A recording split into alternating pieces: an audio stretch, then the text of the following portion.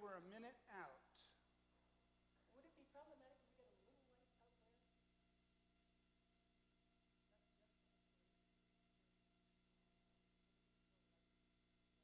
Sure. Can you get a little more light in the house, Scott?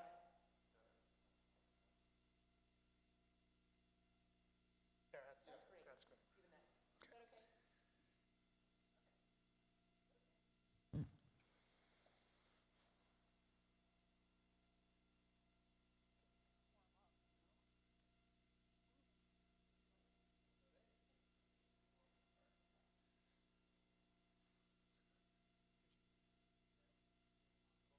Red leather, yellow leather, red leather, yellow leather, red leather, yellow leather. Oh, right. Okay, 15 seconds. Okay.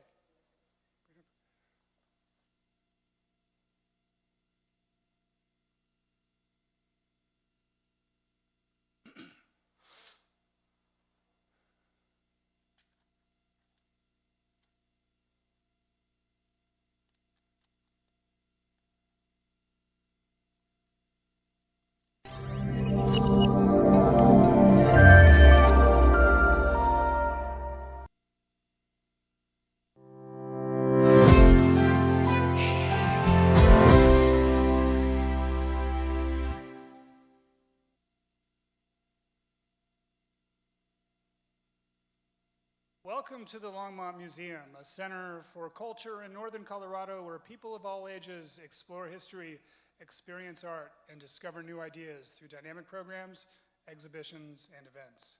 My name is Justin Veach. I am the manager of the museum's Stewart Auditorium, and we are coming at you live and direct this evening from the Stewart Auditorium. I'd like to thank all of those who make our programming possible, the Scientific and Cultural Facilities District, the Stewart Family Foundation, the Friends of the Longmont Museum, our many museum donors and members. We simply couldn't do all that we do without you, so thank you. For more information about all that we do here or to find out about how you can support the museum's work, please visit our website at www.longmontmuseum.org.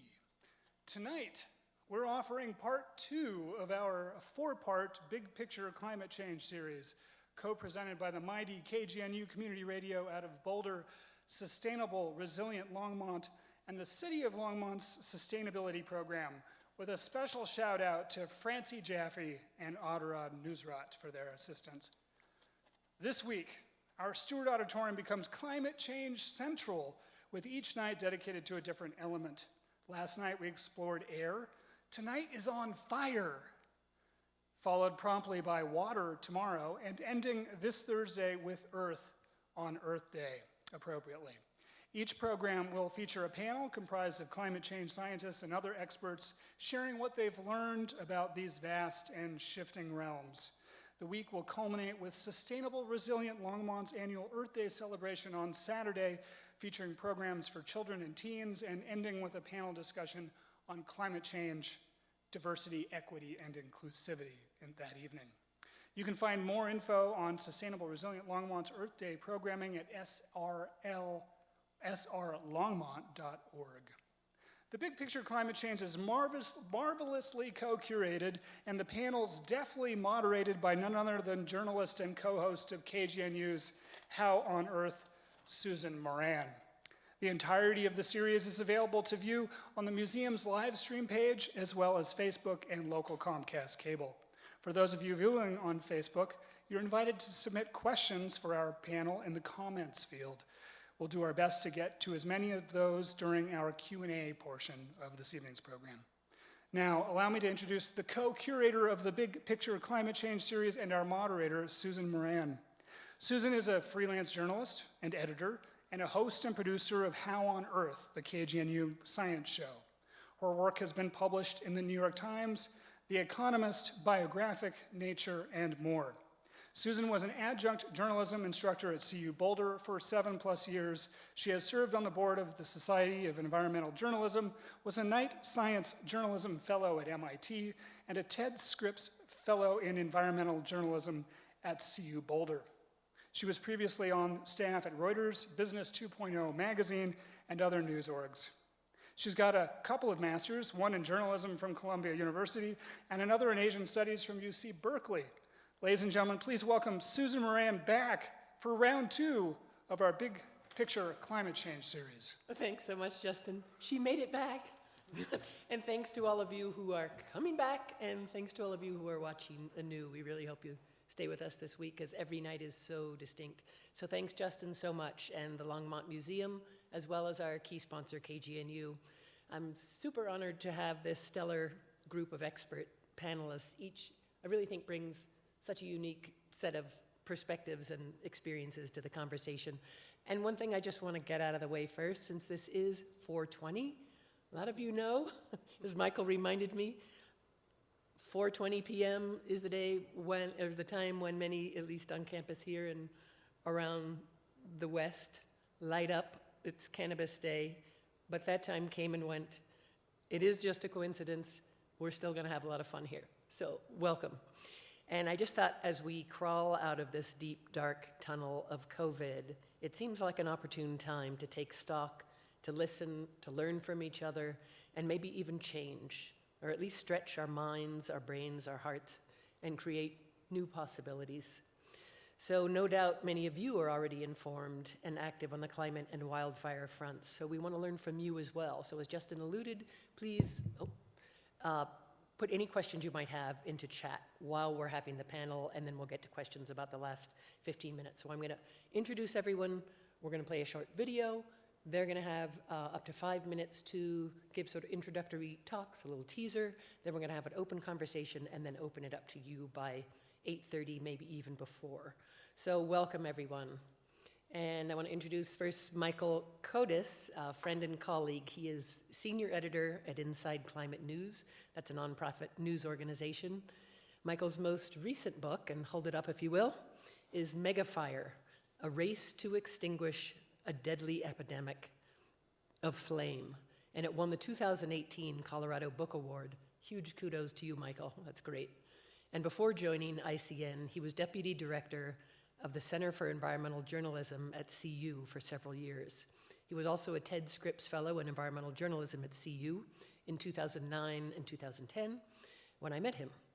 And before that, Michael had worked on staff for many years as a photojournalist at the Hartford Courant in Connecticut. He was part of a team that was awarded a huge Pulitzer Prize in 1999 for breaking coverage. Congrats. So glad to have you. And next, Dr. Colleen Reed is an assistant professor of geography at CU Boulder. Her work focuses on how environmental and social exposures interact to influence health, particularly exposures caused by global climatic changes and society's responses to those changes. In her research, she has studied the health impacts of exposure to air pollution from wildfires, extreme heat events, and urban green space. That's a good effect. Previously, she was a Robert Wood Johnson Health and Society Scholar at the Harvard Chan School of Public Health. She has a PhD in Environmental Health Sciences from, go Bears, University of California, Berkeley. And then Don Whittemore, welcome, try to angle myself. He has been training and leading teams of organizations in complex, high-risk environments since 1982, and he served as an assistant chief of career fire department and incident commander of a national incident management team. His leadership assignments include Hurricane Katrina, Superstorm Sandy, the Colorado floods, and wildland fires from Alaska to Florida. And Don currently works with organizations such as the US Navy, the EPA, Emergency Management Australia, and the US Forest Service, helping them with critical thinking and strategic planning. He also works for Colorado's multi-mission aircraft program, which provides wildfire detection and near real-time intelligence. Don holds a master's degree from Yale University's School of Forestry and Environmental Studies. Welcome to you all. I know they're giving a big clap out there. So I hear it.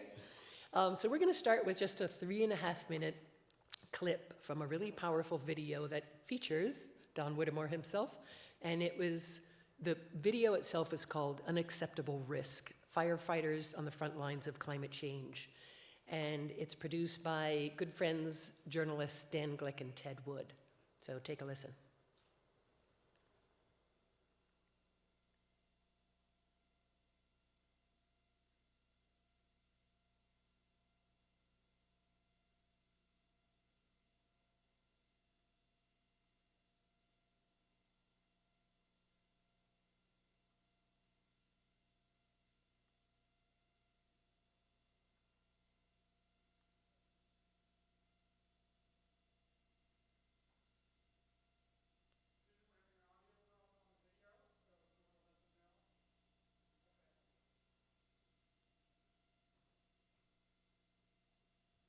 Oh, seems like we're having audio problems on the video. Bear with us a bit. Hopefully we'll bring it back.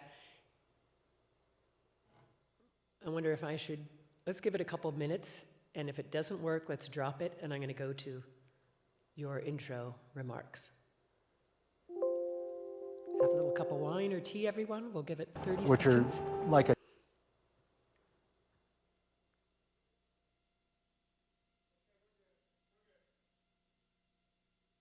I don't see it.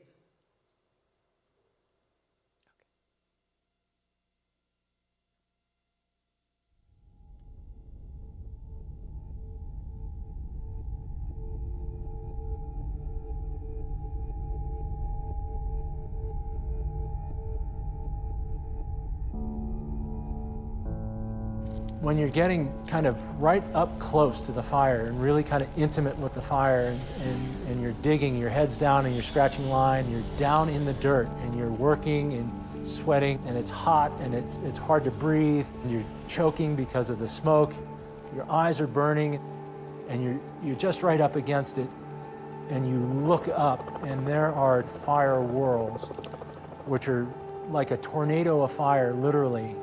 And these fire whirls are 6 feet around, and they're almost 70 feet tall. They're as tall as a tree. It's just a moment that you're terrified and in awe all at the same time, because there's nothing there in your experience to help you to really grasp the gravity of the situation that you're in right then. Back out! Come on, this house! Too up! Back out! What they are seeing is scary. What they are seeing is not what they're used to at all, and that's terrifying.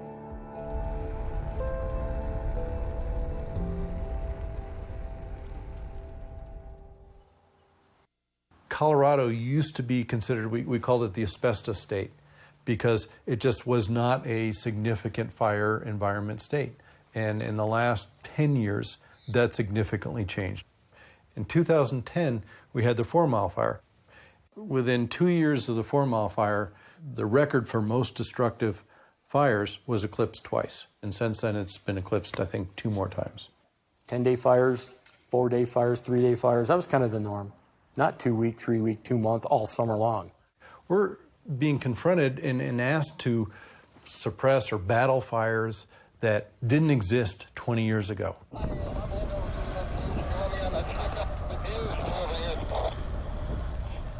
The Hayman Fire from 2002 is, in my opinion, probably one of the best indicators of the impacts of climate change along the Front Range of Colorado here.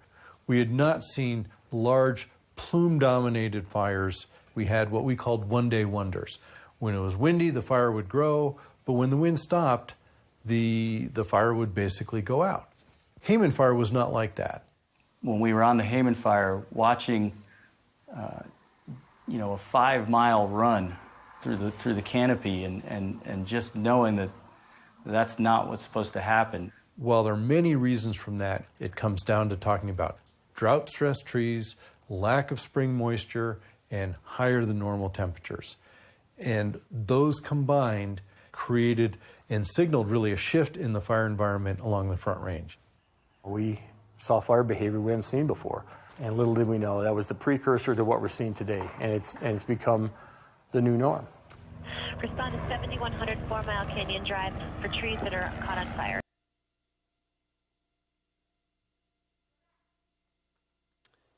Thank you. Wow, super powerful.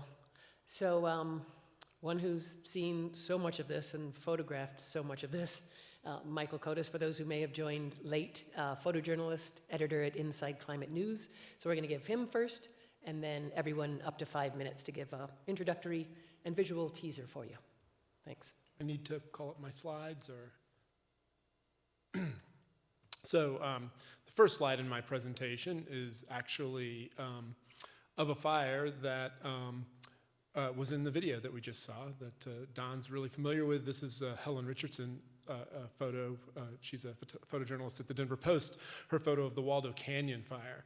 And I'm going to describe the first time I saw a wildfire. which was basically, I heard about it over a police scanner in my car, maybe a year into my first job. Drove to where I could see some wisps of smoke in the distance, hopped over a couple of fences with my camera, found some guys digging a fire line around this grass fire, and raised my camera up to my eye to get a picture of them doing their work, and heard screaming, and looked up from my camera, and there was a guy about the size of a bulldozer running at me, and proceeded to tackle me, and as he did that, I realized he's wearing a badge. As he started to drag me away from the scene, he explained that this is a prison that you just climbed over these fences into, and those are all prison inmates. And as that was happening, the wind turned, picked up, the fire blew up and was about to burn over one of the inmate firefighters, and I'm trying to raise a camera with a telephoto lens to get a picture of this action, and I can explain that, you know, when you're being restrained by a guy that's about twice your size who's trained to restrain you, that's pretty much impossible. And then the prison guard looked down and saw what I was trying to do, and I figured, well, you know, now he's just going to handcuff me and keep me here, and I'm not going to get to leave. But instead, he picked me up by my armpits, and he kind of aimed me towards the action, and I was able to make a sequence of photos of this firefighter running for his life, which was a really interesting lesson for me, because as a photojournalist, I really was fascinated by the flames and the smoke of wildfires. But the reality was that most of the really fascinating things about wildfires happen behind the smoke and the flames. All of these political and cultural events that are involved in wildland fire. And in the case of this one, what fascinated me was that prison inmates fight wildfires. And when I looked into that, I discovered actually thousands of prison inmates fight wildfires across the country, and in fact in California, about a third of the firefighters that are working during a busy fire season are prison inmates. That's a really interesting story for us in the last year, because here California had its worst wildfire season in history after a series of really bad wildland fire seasons, and actually a third of their firefighting workforce was unavailable to them because of COVID, and the prison inmates could not join in with these firefights. That's the kind of stories that I look for at Inside Climate News, and I'm just going to run through a few of our headlines here to kind of talk about some of the things that we've dealt with. So this was the first story I did last summer on the explosion of wildfires that we saw through California and the West and into Colorado. In the case of these fires, it was all kinds of climate signals, deepening drought, record temperatures, and then some really unusual things. In a windy state, they actually had really record winds on a number of days, and although it's too early to say how much climate played into it, there was also a freak lightning storm that had 12,000 strikes of lightning hit in Northern California in a day when they normally have no lightning whatsoever. And the estimate is about 1 in 5 of those lightning strikes started a fire. So, really a very serious fire season last year. And that spread into here and in Colorado, as well as across the West and into Oregon, records being set all over the place. But these records were actually a part of kind of a global trend. And most people here will probably remember, even though it seems like so long ago, that the incredible fires that they had in Australia, starting about 1.5 years ago. And Australia had its worst fire season in history. It's a very fire-prone state. An area about the size of South Dakota burned, and about 1 million to 3 million animals were killed. And the smoke and emissions from the fire warmed the climate. Now, a new report came out to say about 2 degrees in the stratosphere for up to 6 months, which means that these fires affected fires everywhere else on the planet. We saw a similar function in the Arctic, where fires burned where they never burn. Siberia had a 100-degree heat wave. They've never had temperatures like that. And these fires burned in permafrost, which hold huge amounts of carbon and methane, which also, when released in these fires, warm the climate. Another story that we've looked at in the Arctic is the increase in lightning that is expected as the climate warms. A huge increase in lightning that is anticipated to bring more fire. Then you come back to here where the largest publicly owned utility in the country was forced to declare bankruptcy a year and a half ago due to all the lawsuits against them for people killed in fires. Started by their power lines. That's something that utilities throughout the West are afraid of. I'm just going to touch on two other things here just because I've picked on our other two panelists for these. This is a story that I spoke to Don about at length. This is fires threatening Superfund sites. Wildfires threaten nuclear contamination in landscapes, Superfund sites, all kinds of areas that we don't really consider as a threat. And they also produce smoke that has health impacts hundreds of miles away from where the fires are actually burning. And we're actually looking at another year similar to last year or possibly even worse. We've got a deepening drought, really bad fuel moistures this year, really bad soil moistures this year. So all of the climate signals are for a fire season that could actually eclipse the record fire season of last year. Whew. On that powerful, daunting note, I'm going to introduce her again in case people are joining late. Dr. Colleen Reed is an assistant professor of geography at CU Boulder. Thanks.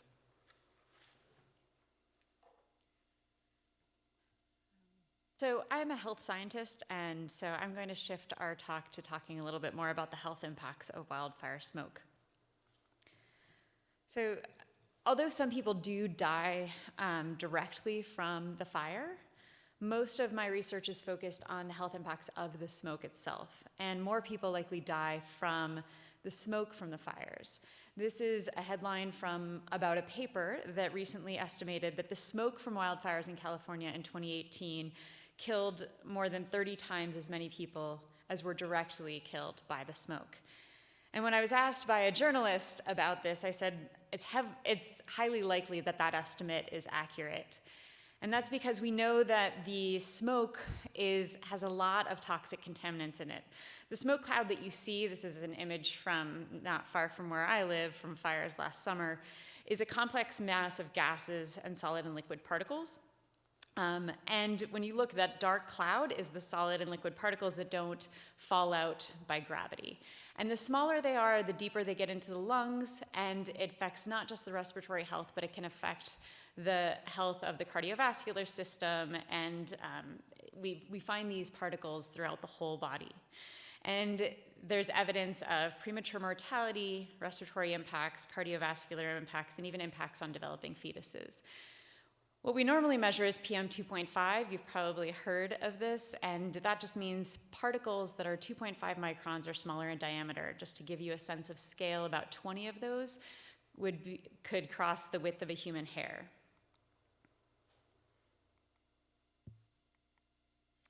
One of the reasons we care about smoke is because wildfire smoke is offsetting the improvements in air quality we've had because of regulation through the Clean Air Act. This is from a paper, not my own, but it came out in 2018 in the Proceedings of the National Academies of Sciences by McClure and Jaffe. And what they found was that what you see here is the purple in the eastern part of the US is showing declines in fine particulate matter, these particles that impact our health. On the western half of the US, we don't see those declines, and it's been proven by this paper and others that this increase in the red areas or the not decline in the green areas is because of wildfire smoke. So wildfire smoke is an increasing part of the air pollution we're breathing. Wildfire smoke it doesn't just affect our physical health. I'm also getting much more concerned about the mental health impacts of these exposures. This is an image from San Francisco from last fall. There was that day that people said the sun didn't rise. It looked apocalyptic. Many people I know in that area were contacting me, showing me pictures. And I think that as we have more of these episodes, the concern about the impacts of telling people to stay indoors for long periods of time because the air quality is so bad, we should be thinking more about the mental health of that and the fact that it doesn't feel like living on Earth. And then I'm not just interested in studying the health impacts of wildfires, I'm also interested in which populations are more affected. In my research, I found that although the smoke does not differentially affect people by race or class, the wildfire smoke is spreading throughout the western US, we do find that the health impacts are differential. In my work, we found that communities with lower median incomes, the individuals there are much more likely to visit the emergency room or be hospitalized for respiratory health issues during these high air pollution events during wildfires. And this idea is something I'm toying with, is it's the idea of a palimpsest. All health impacts and natural disasters happen on top of the history of the society we live in. And it's not too surprising that the populations that are most impacted are the ones most marginalized. We see this with hurricanes. We also likely see it with wildfires. Thank you. While we're transitioning, what is a palimpsest? Yes, I meant to say that, sorry.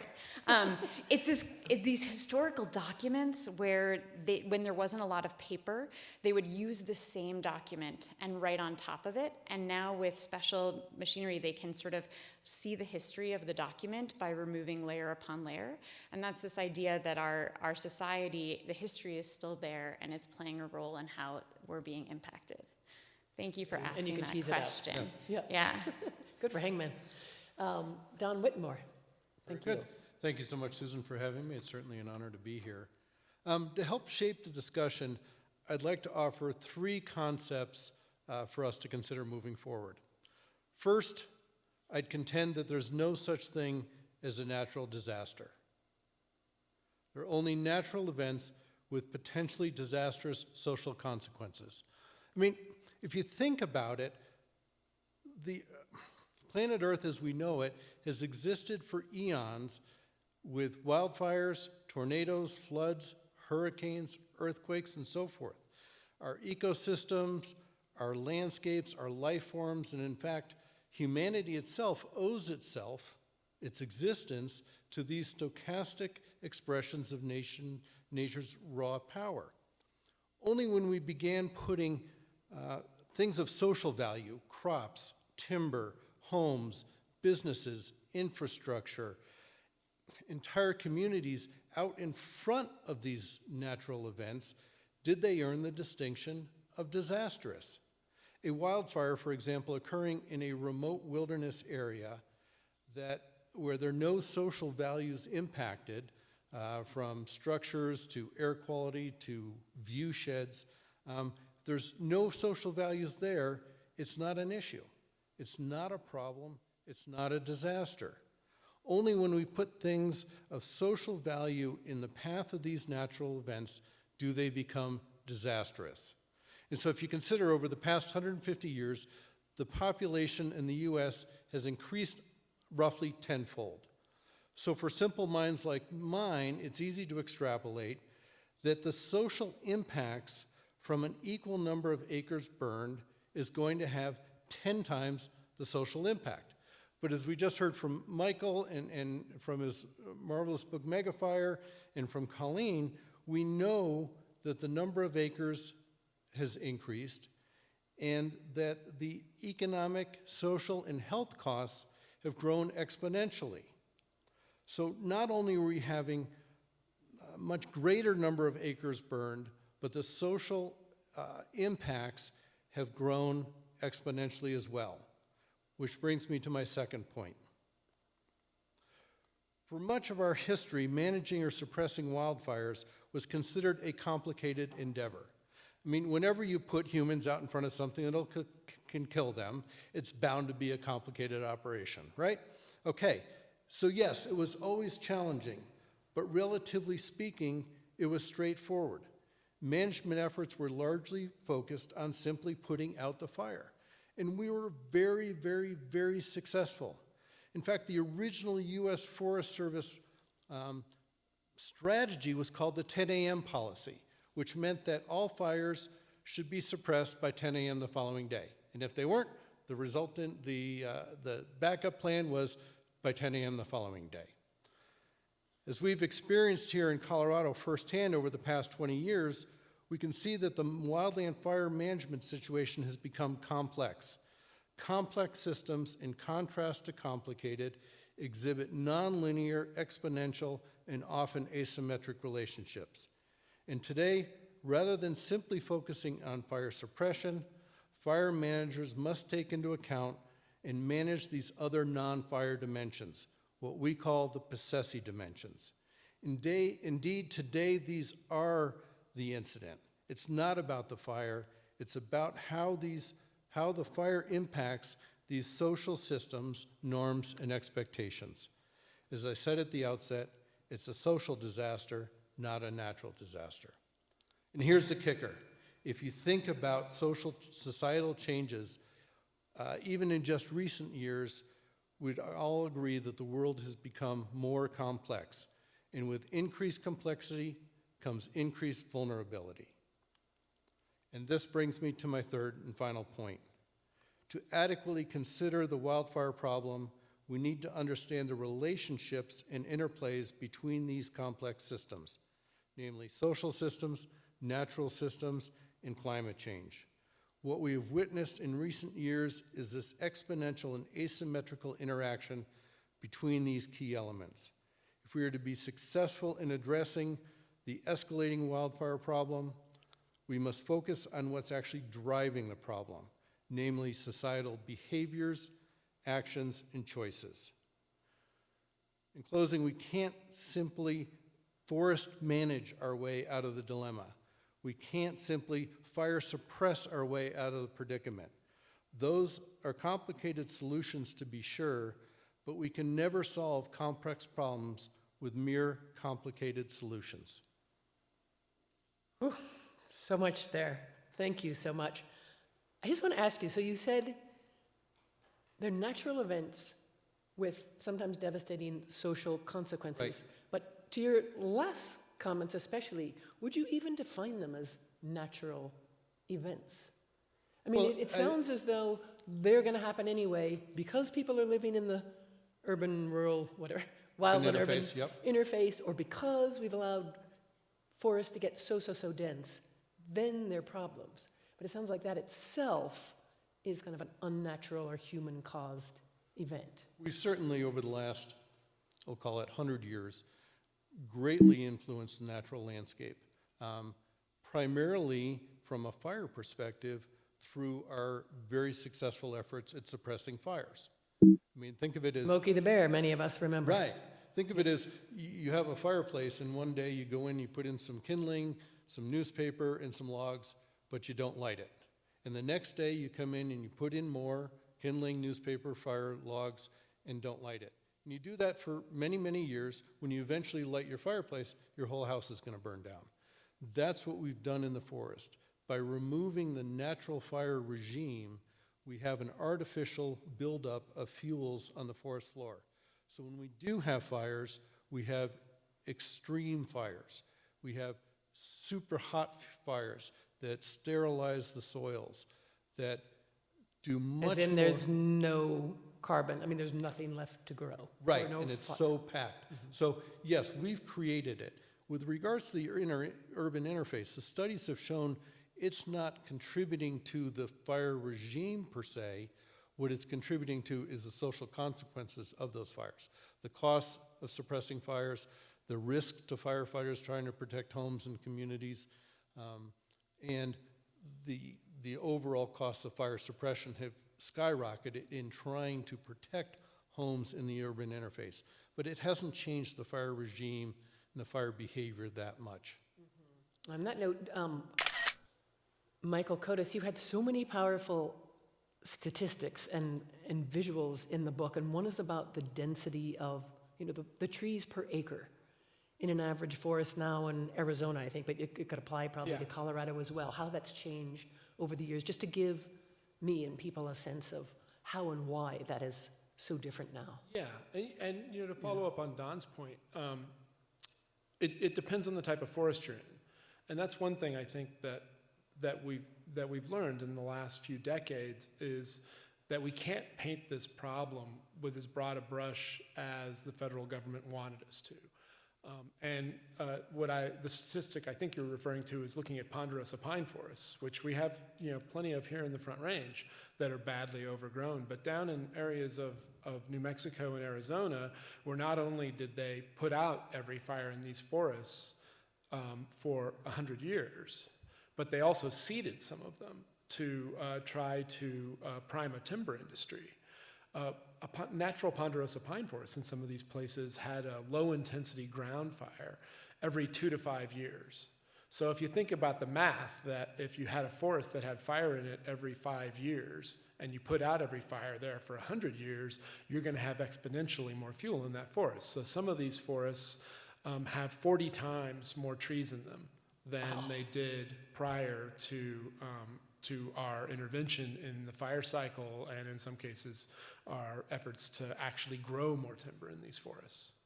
Yeah, so the conditions and the matrix and the makeup of forests is so different now from years ago.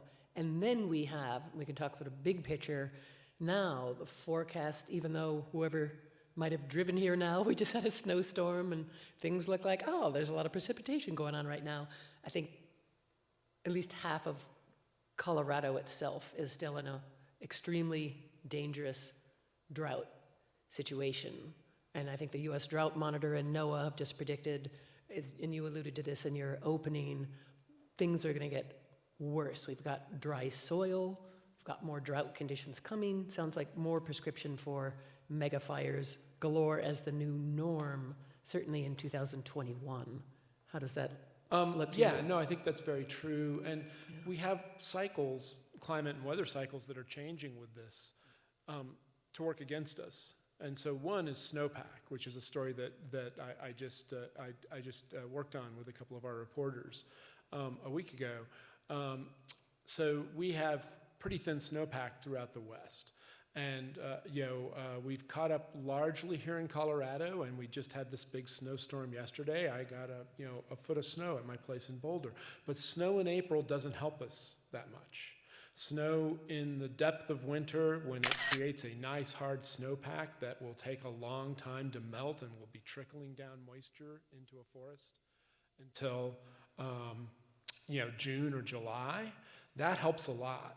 But these storms that come late, and then, I had 12 inches of snow on my driveway. When I pulled out to come here, it was all gone and it's melted away. That's not that helpful in June or July. That's not going to be around to keep those forests moist.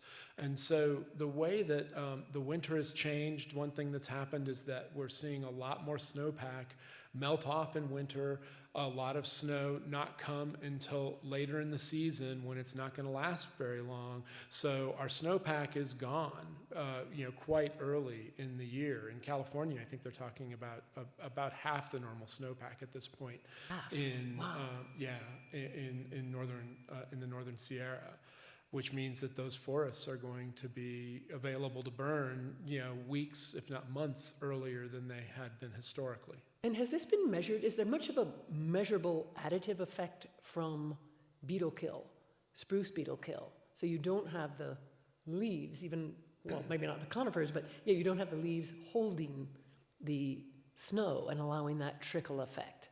So is that compounding the cycle that's already happening?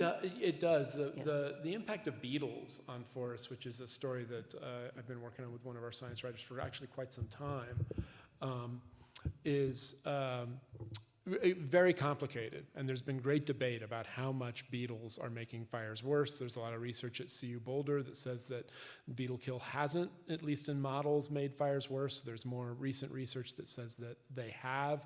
The common thought about it, and Don can correct me, at least among firefighters, when I started to write about this, was that the forests were kind of color-coded during an insect outbreak in a coniferous forest. And so a green forest was generally fairly healthy. If it was a red forest where the trees had died but the needles were still on all the branches, then that forest, those needles, they're very dry, they're desiccated, so they're going to ignite really easily. So the red forest would burn much more easily. And then when those needles fell off and you had what was a gray forest, because there's no green needles or red needles on the trees, those forests don't tend to burn, don't tend to have crown fires because they don't have those fine fuels to carry them. But the lack of the needles on the trees have all kinds of other impacts on fire. One you mentioned, they don't hold snow. They also let more sunlight into the forest floor, so fuels that are on the forest floor are going to dry out earlier. They also allow a lot more wind into that forest that influences the fire. And so, I think it gets back to, one of the things that Don was talking about is that even outside of the social aspects of what happens when we live, build, have resources in these places, the way that climate has impacted insect outbreaks has a very complex impact on wildfires that's very hard to categorize as, these bugs have made the fires worse, or these bugs have made the fires less severe. It's much more complicated than that and really hard to model. Yeah, fascinating. And one more thing on that note, then I want to get to some of the human, physical, and social impacts as well. But we also have, as part of that, this so-called positive feedback loop, where you talk about the dry soils that themselves are contributing to wildfires, and then the wildfires themselves are making the soil more dry and barren. And I take it there's no end in sight of this sort of cycle, which seems to accelerate the whole problem. The vicious cycle of fire and climate, one place to look at this is when we look at permafrost or peat. And I did a lot of work in Indonesia on fires. And the rainforests in Indonesia, many of them grow on deep, what they call lenses of peat. And peat is basically vegetation that has fallen to the ground but remains so moist that it does not decompose. And eventually it would turn into coal, to give you a sense of how much carbon is in this peat. Those peat lenses can be 60 feet deep, and they hold 10 times more carbon than the rainforest on top of them. So when these fires in Indonesia get into that peat, it releases immense amounts of carbon and methane.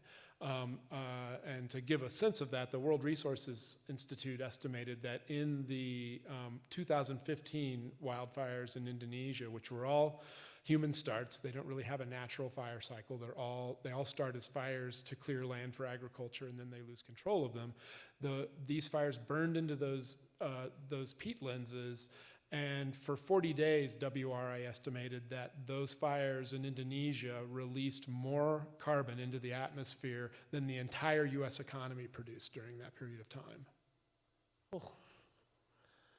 Oh, that's tragic. Well, Dr. Reed, I wanted to bring you in.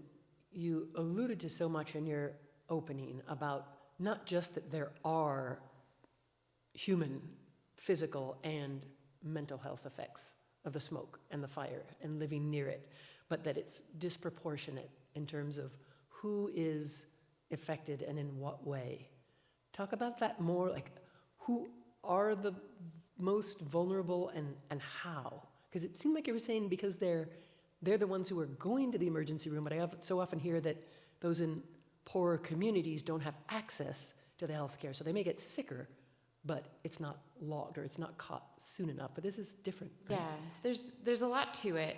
When I was talking about the evidence from my research, where individuals in lower income communities were more likely to show up in the emergency department seeking care for asthma and chronic obstructive pulmonary disease during wildfires compared to more wealthy communities, that there could be a bunch of different reasons for that. One is that, in the United States, not everyone has access to health insurance and the healthcare system. And so actually, individuals who do have health insurance are much more likely to go to their regular physician and be able to keep their respiratory health under control because they can afford their medications and they can go and refill their medications when it's wildfire season. And so actually, the individuals who don't have health insurance are much more likely to show up in the emergency department in general. And then that's what we were seeing there. And it's possibly through that route because there are some studies in countries that have universal health care that have not seen these differential impacts by socioeconomic status or class. But I would say that the populations most affected are anyone who has respiratory health issues and or cardiovascular disease. it's interesting with wildfires. There are some studies that show there's impacts on individuals with cardiovascular disease. There's some evidence that, there's more heart attacks during wildfires, particularly more severe heart attacks. But it's different by different studies, and there's been some who have argued that it might be due to the actual fuel that's burned, because the chemistry of the smoke can be different. So there's a study in North Carolina that they've hypothesized is because it was peat that was burning why they saw a cardiovascular impact, whereas some of my work in California did not see a cardiovascular impact. But some of the more recent fires that have lasted longer, some of the studies coming out of those fires are showing more of a cardiovascular impact, because sometimes we have this really high air pollution event, but it's only a few days from fires, even just a decade ago, versus now we're having the air pollution doesn't abate for a couple of weeks, and therefore it doesn't allow the body to recover, right? You're still breathing that tough air. And so I would say that anyone who has any, chronic health condition should be more concerned about the air pollution during a wildfire event than, your average healthy individual who doesn't have a chronic disease yet. And you yourself were sharing a pretty powerful story. Not only does Colleen research the health effects of fires, but... Yeah, I have mild asthma, but it is something that I think about. When I look outside and I see that I can't see to the end of my street because of smoke, I consider myself a sensitive group, and so when I see the air quality warning saying that it's unhealthy for sensitive groups, I would consider myself in that population, even though I have health insurance and I use my inhalers regularly, and I'm probably pretty well protected in that regard. It is something that I think about, or I look at the air quality apps to see, okay, is there going to be a shift in the winds, and therefore the air quality is projected to get better later today? I might go outside and spend my time outside when I think the air quality is better. Seems like everyone knows what AQI is after last year, right? Yeah, so if you were, say, the Anthony Fauci, bless his soul, of the wildfire-related human health department of the United States. I know you're not in the business of prescribing, but what are one or two things you would recommend besides anyone who's at risk, stay indoors? Like you said, that has its own mental health effects. Right, is it for kind of a sure. systemic problem where the healthcare system is not addressing this right, or it's more a climactic political issue where we got to just tackle the underlying causes, or all the above? Well, for sure we need to tackle the primary causes of, I think we need to do everything we can to try and slow climate change. We need to do everything we can to manage our forests differently, but those will take a long time. And in the meantime, we're going to have many wildfires with severe air quality impacts, and so then I take a public health approach to the near term. Right? We can tell people to look at the air quality forecast in addition to the weather forecast, and make your decisions about the physical activities that you are involved in outside. But also people who have respiratory disease before fire season, make sure your medications are up to date. I talk with physicians. Just a few weeks ago, I was talking with physicians at Kaiser Permanente about what they can do, and telling them that, and also telling their patients who have respiratory disease that you're a sensitive group, actually, because I think a lot of people don't always think of themselves that way, and so that they should take the extra precautions in those events. And then also, one thing that's been shown to really improve air quality indoors is getting HEPA filters. Right, so we're getting used to this idea of cleaning air from an infectious disease standpoint, but we can also think about that from an air quality standpoint.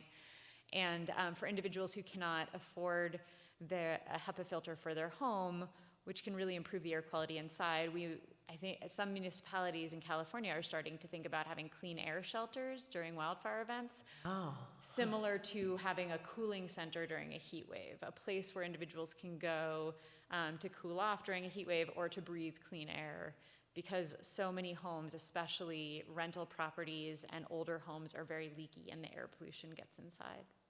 Wow, fascinating. In Fairbanks, Alaska, I think a year and a half ago, 2019 fires, I believe, they had to open a series of those And not just in Fairbanks, but that was the one city that had to do it because in Alaska, not many people have air conditioning. They generally just open their windows to cool the house. So, they didn't even have, a level below HEPA filters. And I don't have HEPA filters in my house. And I'm sure Don and Colleen remember when the Cameron Peak Fire smoke came over the Continental Which Divide. was what year? That was last summer. Oh, that was the last summer. So that's the one that's the largest fire in Colorado history now. And we actually had houses burn in another fire that burned into, right down to Route 36 in Boulder. It burned houses about 5 miles from my house. But it was the smoke from the Cameron Peak fire that hit North Boulder where I live, and I watched the purple air monitors, and it basically, they went off the charts for EPA, particulate matter health standards. And my wife has sensitive lungs, and we had to leave. We just drove down to southwest Colorado where there wasn't any smoke, and she went from feeling like she needed to go to the emergency room to being fine the next day as soon as we got her out of the smoke. Powerful. A friend pointed me to a website of air filters today saying, look, the prices are already going up, kind of like the heat lamps. Everyone was getting outside, and for that matter, the HEPA filters during COVID, right? That's actually a question I've got for Colleen is, have you noticed when you talk about disadvantaged communities that can't afford air cleaners or HEPA filters, or air conditioners? I saw that in Montana as well, where there were communities that they don't have that many hot days. They're rural. They don't have that much money, and then when they got smoked out, they just didn't have the resources to protect their lungs, and they also didn't have the resources to really go anywhere else.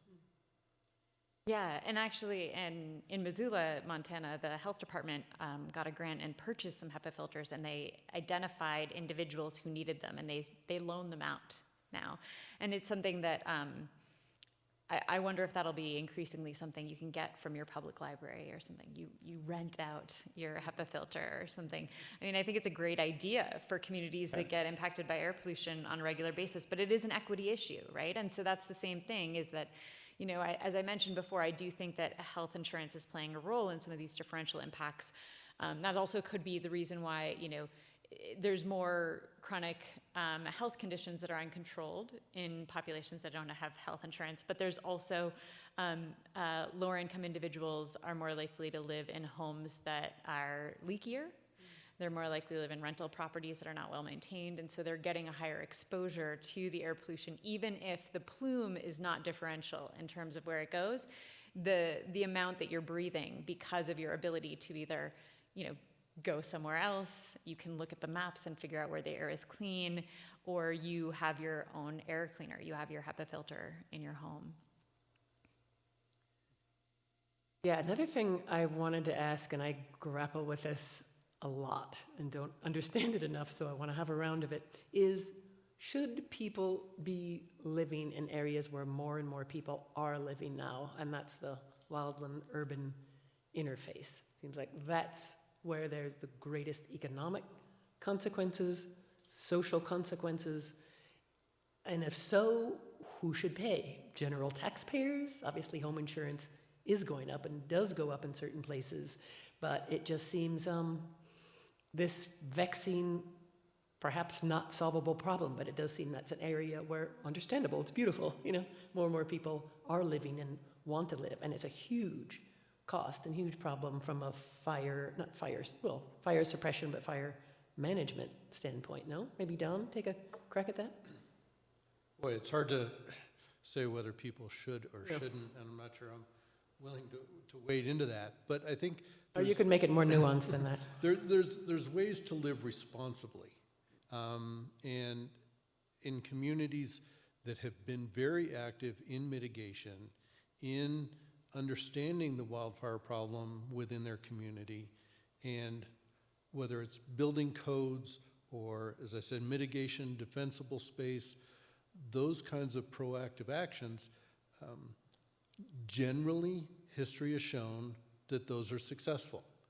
And when firefighters come into a community to assess whether or not they can, attempt to make a successful stand against a fire, they're going to look at those things. And if a community hasn't done any proactive work, and it's forest right up to back decks and trees overhanging and shake shingle roofs or needles in the gutter or whatever it is going to be, the firefighters are going to back off and and appropriately decide to go to another neighborhood, another subdivision where those things have been taken. Oh, so it's less dangerous, basically. It's not so much, it's a combination of managing the risk, but it's also where can you be successful? You know, during more and more of these fire seasons, we're seeing just not enough resources, not enough firefighters, not enough engines, not enough aviation assets to be able to adequately try to respond and suppress.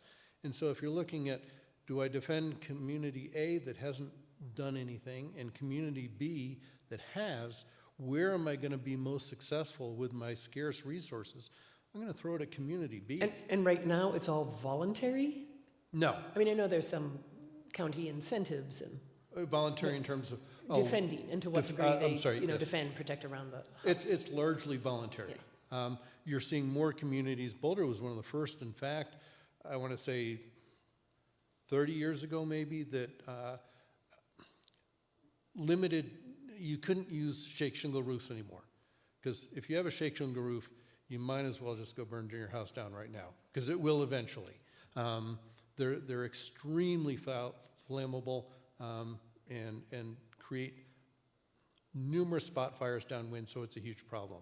So you're seeing building codes coming into effect. You're seeing insurance agencies starting to no longer insure properties without either mitigation or even in some cases, I think especially in California, where they're just not insuring homes that are in the interface. Insurance companies are opting out and saying, no way, just like some are doing in hurricane-prone areas. And you think that's fair? I mean, I guess it's a question of who pays if you live in a high-risk area.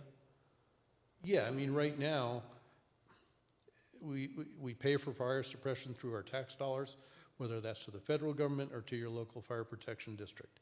So, yes, I mean, common sense says the cost should be borne by those who are creating the risk. But the trouble is we're all paying through increased taxes, we're all paying through increased insurance rates, and then there's broader implications. If you're not doing the right mitigation in your communities, then you have the potential to impact a watershed or a view shed. So now it starts to play out that community A's unwillingness to do the work necessary to protect its community now has secondary and tertiary effects. I mean, like erosion that's causing mudslides. Erosion that's causing mudslides, or the view shed that's decreasing property values. I haven't heard that term, view shed. Oh yeah. Huh. If You're ruining my vista. If you could imagine the whole Front Range of Colorado, which isn't that extreme to imagine, it burning, property values on the Front Range down in Louisville, Lafayette, we'll call the flatland communities, their property values would decrease if the whole backdrop of Boulder County or Fort Collins, Larimer County was blackened. Yeah, there's I know Don's heard this 1,000 times because I've maybe heard it 100. But the number of people you talk to up there, and you talk about mitigating your property, and they say, well, I don't want to cut down any trees. I moved here for the trees. And they don't recognize that they're in one of those forests that we talked about before that may have 40 times more trees there than were there naturally. So they're in a really hazardous location that they don't recognize. The other thing they don't recognize is that when we develop into these areas, we become the primary fire starter. And so we change the fire season. Natural fire only starts when we got lightning. That's really the only natural igniter of wildland fire. Really interesting point. Yeah. Whereas when we move into an area, our power tools, our cars, our power lines, we start fires in myriad ways. And so, research out of Jennifer Balch's terrific Earth Lab at CU went through about 20 years of fire reports across the country, basically every wildland fire report, and determined that 84% of wildland fires are started by humans in one way or another. Whereas general fires, what percentage? How does that compare with the general With like population house of fires? fires or, I don't know. Yeah, I but don't know. 84%, wow. But 84%, whereas, a landscape that doesn't have humans or their development there, it would be 0%. We're not there.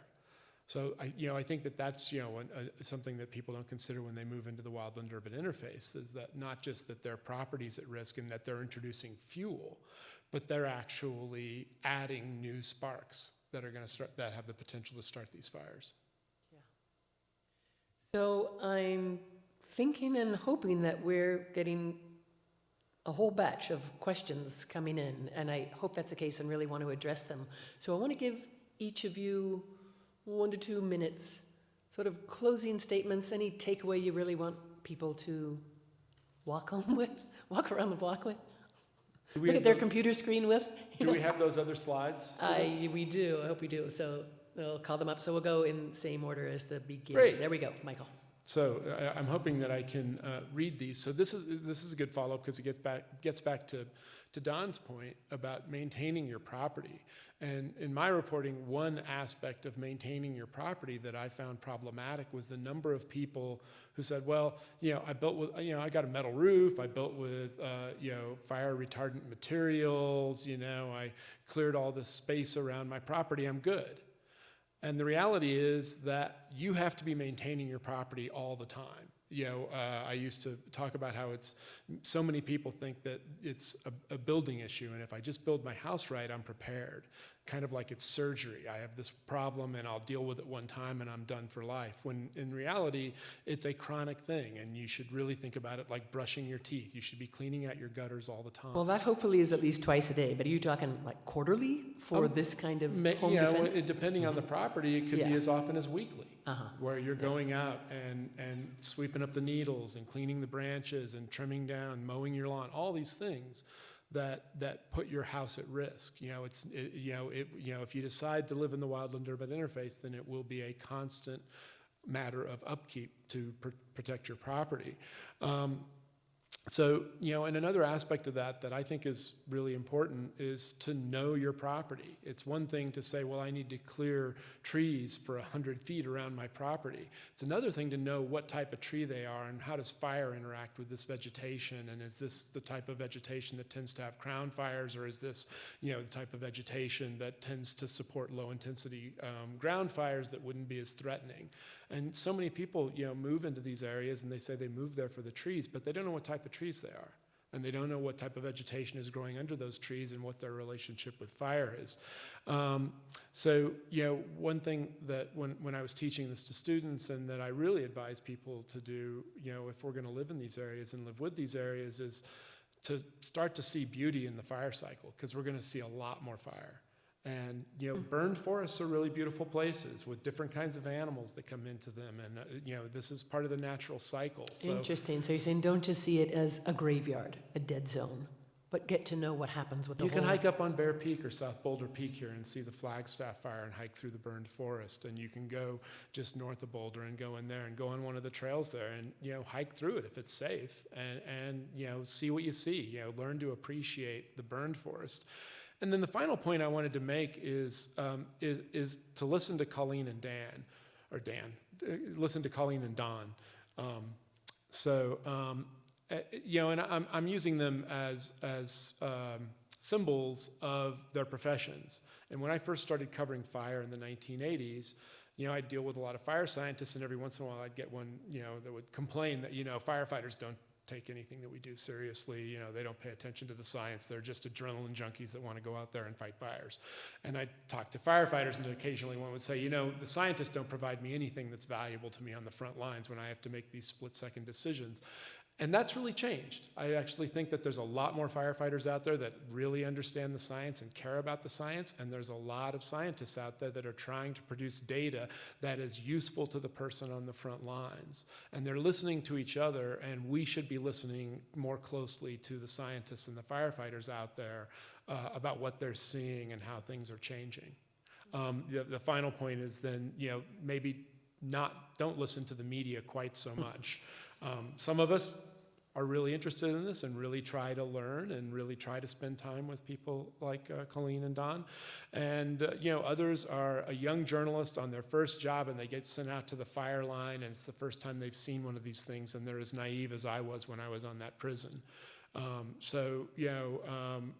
Take the time to actually find the experts in this field and learn what they can teach you about how to care for your property and how to prepare for wildfires. And most importantly, if they tell you to evacuate, get out of there. Absolutely. The threat that you put others into when you don't do that is really, I think, another unacceptable risk. Yeah, really good point. It's not just a risk to yourself and your family, but think about the firefighters and others. Thank you. Colleen.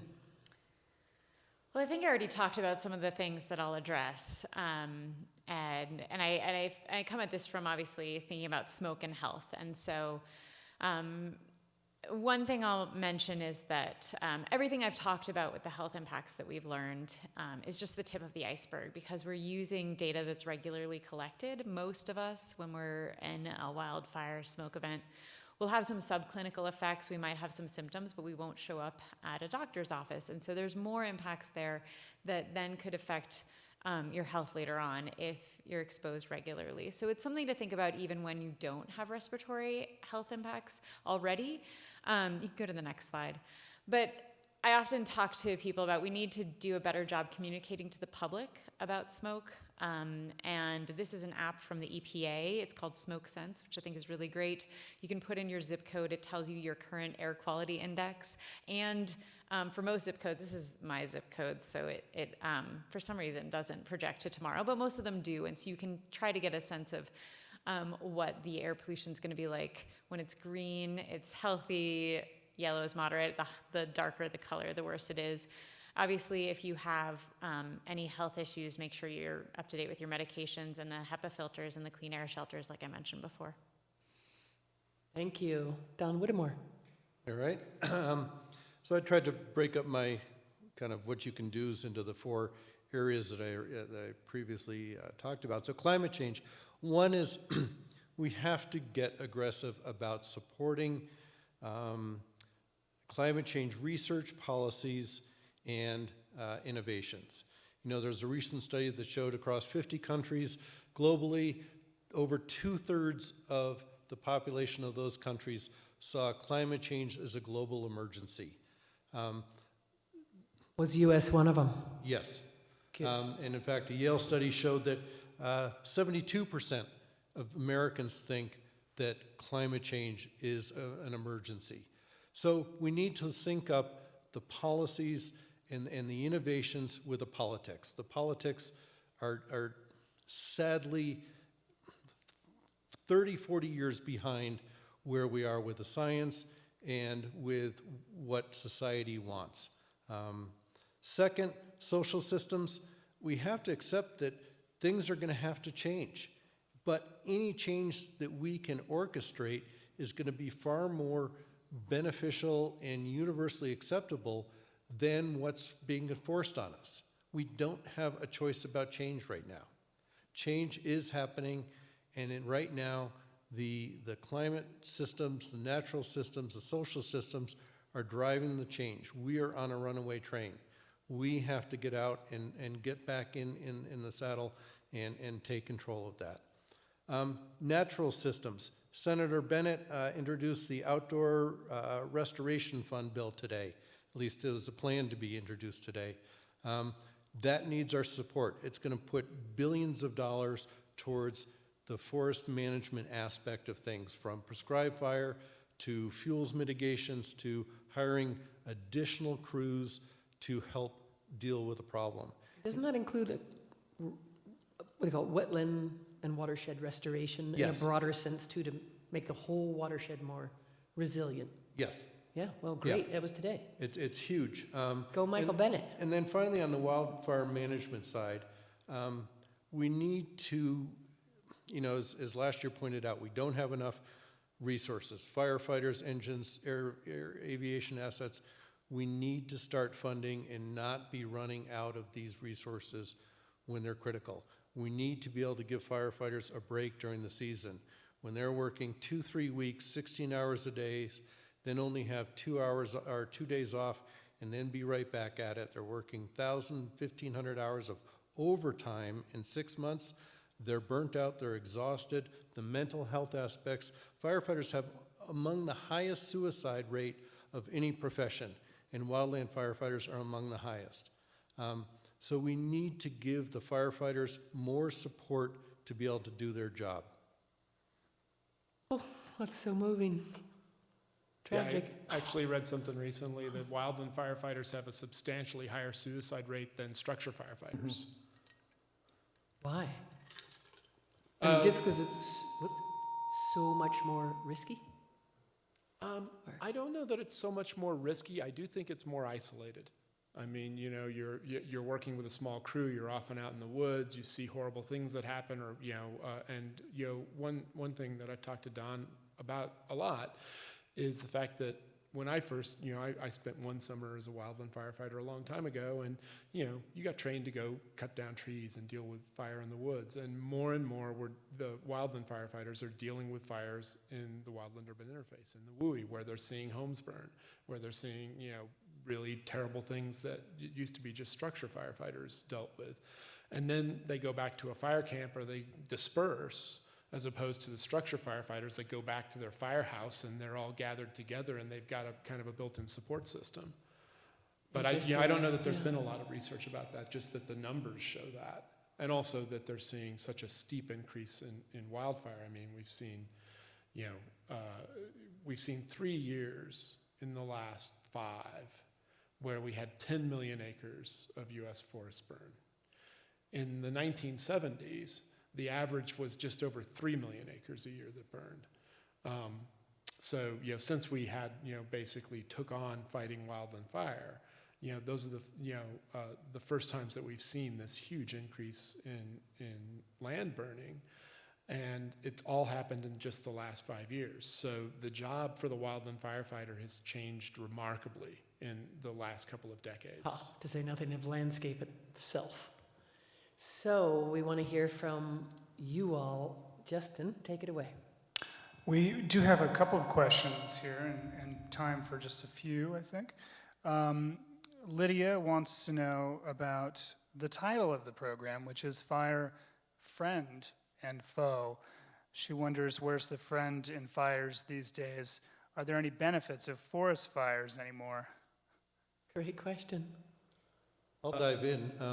Great question, Lydia, and thanks for asking that. It's so easy to get caught up in the drama of it. Fire has been an essential component of our natural landscape, as I said at the beginning, for eons. Some trees depend on it to reproduce, like lodgepole pine. Others, it's a cleansing mechanism. It maintains forest health. Part of the problem that Michael alluded to with 10 to 40 times the number of trees per acre, and you throw on that drought stress, and now you don't have a natural fire regime, whereas fires frequently used to clean that up, keep that number of trees per acre down to what was natural, maybe 40 trees per acre, and it maintained a healthy forest. So yes, by removing fire, we have created an unhealthy forest balance. And through prescribed fires, we're trying to restore that natural fire regime so that fire can play its natural, healthy role in the landscape.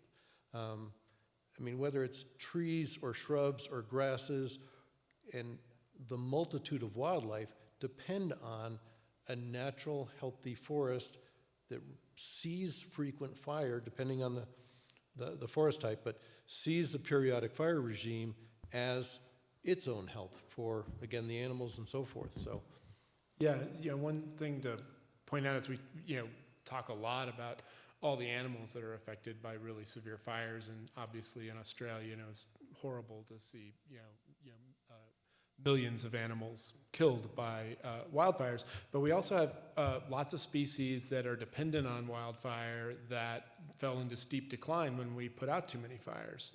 Here in the West, one of the species that are really known for that is the black-backed woodpecker, which depends on what they call a snag forest, a severely burned forest, for its habitat and for its food. And actually, as we've seen increasing fire in certain areas, we've seen populations of black-backed woodpeckers recover. And in the southeast, the bobwhite quail, which was a really popular game species, fell into steep decline about 70 years ago from putting out too many fires, and it was prescribed fire that brought back those populations. So there's all kinds of animals that need this fire cycle and these regular fires in their forests to thrive. Fascinating. Great question. And then we have a question for Dawn. Last night, Danae Carlis, Deputy Director of the Global Systems Laboratory at NOAA, discussed the increase in billion-dollar extreme weather disasters. But when asked how much of that was due to an increase in the number and severity of events versus how much to increased development and numbers of people living in vulnerable areas, he could not say. Given that, what would be your advice to NOAA and to the federal government generally, not to mention local governments, concerning the social vulnerability aspect of this issue? Wow. Thank you for that. Yeah. That's quite a question. No, there's a couple dimensions, if I heard the question right. One is assessing the costs or the economic impacts. And I mean, yes, clearly, as we've put more people in the interface, as we've seen more people build along the coastlines in hurricane-prone areas or along earthquake faults, when you'll have an event, you will have more economic impact. But what I think is maybe missed in that discussion is simply looking at the quantity and severity, and not just the economics. But what we do see from fires and hurricanes, and even floods, is a greater frequency and a greater severity of an event. And so to separate those out and is kind of where I look at it. I mean, our fire season is now 30% longer than it was, largely due to climate change. We don't see the temperature changes we used to, so that's increasing. The winter temperature decreases used to help kill off the mountain pine beetle. We don't get as cold in the winter, so we're not getting the beetle kill-off that we used to. So we're seeing lots of these other natural system effects from climate change that exacerbate the challenge and then contributes to greater economic impact. So I'm not sure I am in any seat to give NOAA advice, so I'll pass on that. But I think what we have to look at is this frequency and severity and not just the economics. I'll toss out just one little bit of advice, only to make my employer happy, which is that we've had 2 or 3 stories about the increase in billion-dollar disasters at Inside Climate News. And you can find them on our website, and it's free. And that's Climate News. What's the full URL? InsideClimateNews.org. Great. And keyword wildfires, megafires, because you guys do so many stories every day. Disasters for that one, because it includes hurricanes, wildfires, tornadoes. Great, thank you. Believe it or not, that's about all we have from Facebook in terms of questions. I did want to give a shout out to Sustainable Resilient Longmont's website. They've developed a resource guide for actions individuals can take to combat climate change, including fire. And that's www.srlongmont.org/resources. Well, with that, I want to say thank you so much to the panelists, Michael Codis, Dr. Colleen Reed, Don Whittemore. Thanks so much, Justin Beach, to the Longmont Museum and Cultural Center, and to the big sponsor, KGNU. So thanks so much, and I want to give a plug for the water panel, which will be tomorrow night, which will be fantastic, and so much overlapping themes, of course. And then Thursday night, finally, we'll have the earth panel. We'll have a strong ag land use angle to it, including with a farmer doing a lot of regenerative ag. So there's a lot coming for the rest of the week. So stay tuned. Thanks again. Don't touch that dial. Thank you, Susan, and thank you all for joining us. And thank you all out there in internet land for tuning in tonight. See you tomorrow.